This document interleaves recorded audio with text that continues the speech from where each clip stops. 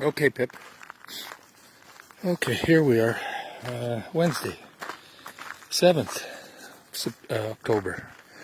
And Pippi insisted on going to the tower. So that's where we are. And I have to admit, I'm a little bit sweaty. It's mild this morning, I'd say 7 or 8. Well, mild, relatively speaking, but humid. And we're supposed to get rain for most of the day, so I've got my umbrella.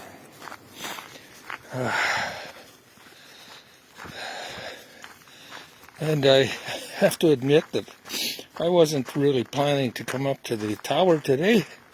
I was looking for a relatively easy walk. I feel lazy this morning. But here we are. And the good news is we've done most of the up portion of the route. Now we're on the down. So what do we got going on today? Again, I got a few minutes of the news as I was putting on my shoes. Hey, that's poetry. The White House, the outhouse as I like to call it because it's an insane asylum, is in some kind of turmoil, which is, I guess, worse than the turmoil of the last 3 or 4 years, because more and more folks are getting or have been tested positive, and the mystery of where it came from, started, and stuff is being suppressed by the White House staff. The probability is that Trump himself was the spreader, a super spreader, I think they call somebody, when they had the affair for the nominated justice candidate, and outdoors with no masks and close proximity, etc. What can you do? What can you do? The United States is really, if the truth be known, for us everyday folks that are not paying attention, like when I was working, never would have probably appreciated how serious the problem is in the United States. The world is actually exposed because of the weakness and the lunacy of what is going on. They've got a bunch of criminals running the country, and Russia is just waiting. China is continuing to quietly push. One thing about China, from what I've read, is that they are not really interested in, let's call it war, but they are interested in their corner of the world and taking back what they think is theirs. So there is that, let's call it, dimension of territory there that you might see some action in the continuing turmoil of the United States. So in Canada, what's going on? Well, aside from the pandemic, I've seen several items over the last few weeks about what's going on in Alberta, where you got Jason Kenney, who I think is another nut bar, trying to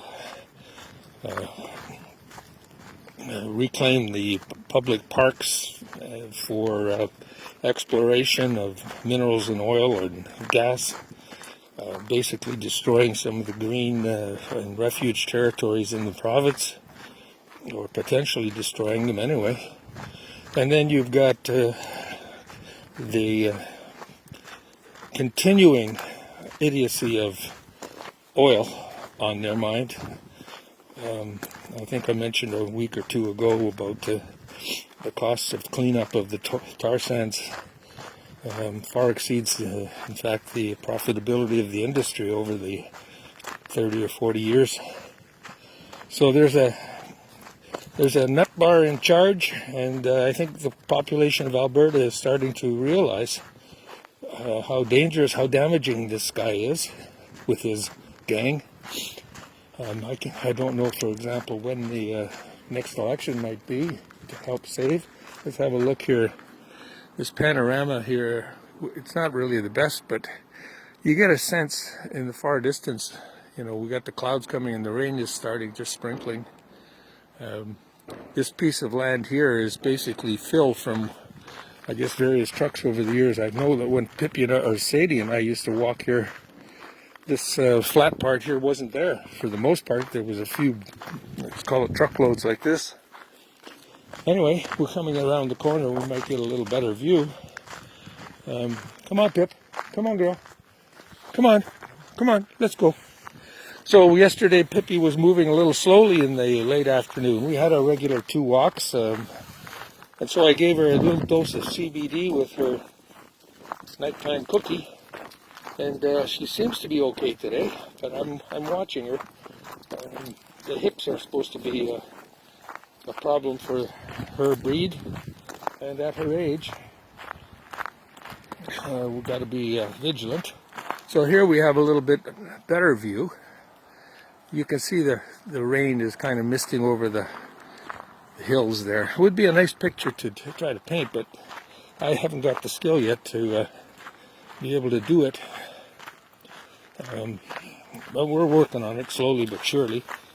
I did ask some of my friends to send me if they saw what I would call wow pictures that might become subject matter for a painting. I did receive some, and for any of them, if they're listening, thanks.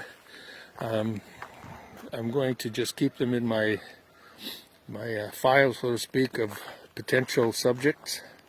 I'm looking for something that might be unusual in color, unusual in let's call it circumstance. Like when I saw the picture of the 2 blue jays that my son-in-law took, I said, well, you don't see that every day.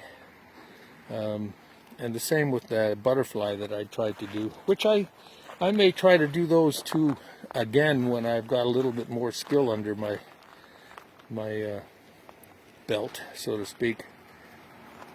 But I do like what I produced there, even though they're not crackerjack, experts. The results, but they treat the eye. They treat the eye because they're unusual. Not something you see every day. So that's what I'm looking for. I got some pictures. I think I looked at one. One's I think it's a lab. It would be very difficult for me to paint at this time. Another one was an orchid. The orchid itself is quite unusual and very, very pretty. But I don't see it sitting in a scene, so to speak, that looks natural. It looks like it's an indoor potted plant kind of picture. But I may end up using it somewhere along the way. I can't remember what else I got. But I'll check with my son-in-law Scott, see if he's got any more pictures. I'm using 2 of his right now as I'm working, one on a landscape and the other one with the photograph of the deck chair on the deck. Those are from pictures that he has taken. I think he's got a bit of a talent too. But anyway, so I'm mumbling on here on this Wednesday morning. A comfortable morning, even though it's going to rain. I think we're supposed to get 15 to 20 millimeters, which is not quite an inch at the high end, but enough to keep you wet. Wait, Pippi, wait, Pippi. This is one of the reasons why we try to avoid walking on Côte Saint-Gabriel during the week.